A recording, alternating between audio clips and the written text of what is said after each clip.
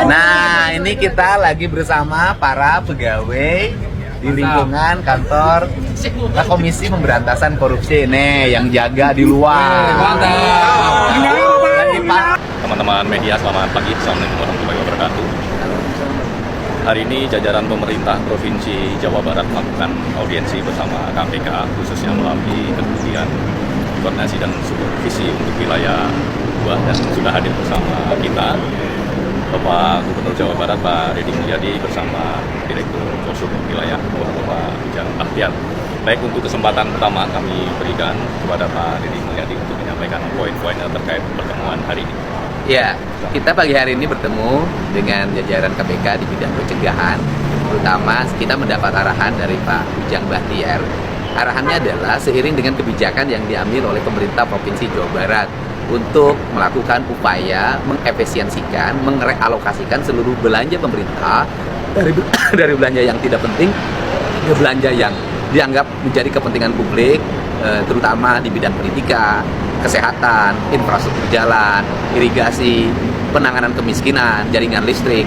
Itu menjadi prioritas utama kami, dan kami mendapat arahan seluruh kebijakan itu nanti harus terkawal menjadi output, outcome, dan benefit kepentingan masyarakat.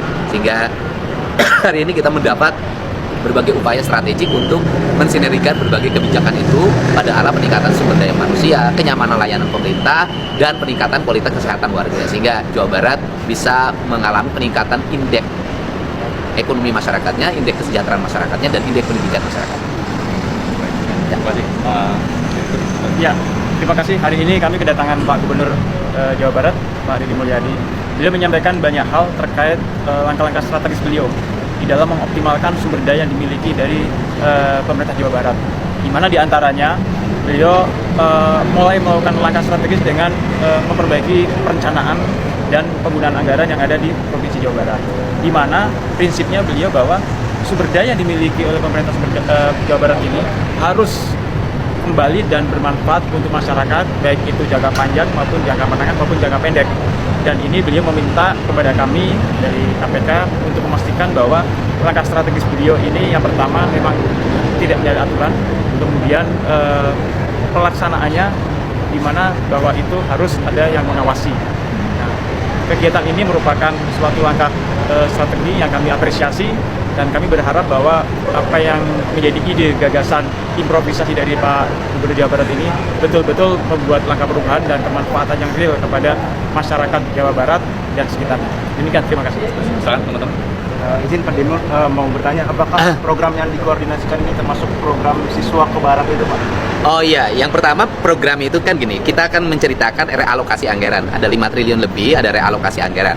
Realokasi anggaran itu merubah belanja rutin pemerintah yang dianggap selama ini memboroskan anggaran pemerintah.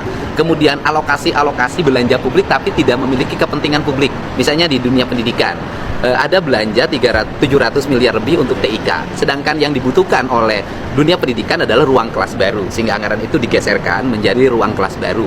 Kemudian ada belanja rutin perjalanan dinas pemerintah. Yang dibutuhkan oleh pemerintah hari ini adalah jalan raya, bukan perjalanan dinas, sehingga ada realokasi dari 700 miliar menjadi 2,4 triliun.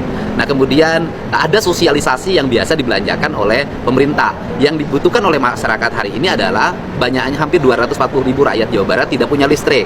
Maka ada realokasi hampir 250 miliar dari angka 9 miliar untuk belanja penerangan listrik warga. Nah, seluruh rangkaian itu di dalamnya itu kan ada program pendidikan berkarakter yang di dalamnya merubah anak-anak dari punya sikap agresif tawuran, minum-minuman keras, kemudian korban game online, mengikuti pendidikan kedisiplinan, dan insya Allah berdasarkan rekomendasi dari psikolog dimungkinkan mereka besok sudah bisa meninggalkan barak untuk angkatan pertama.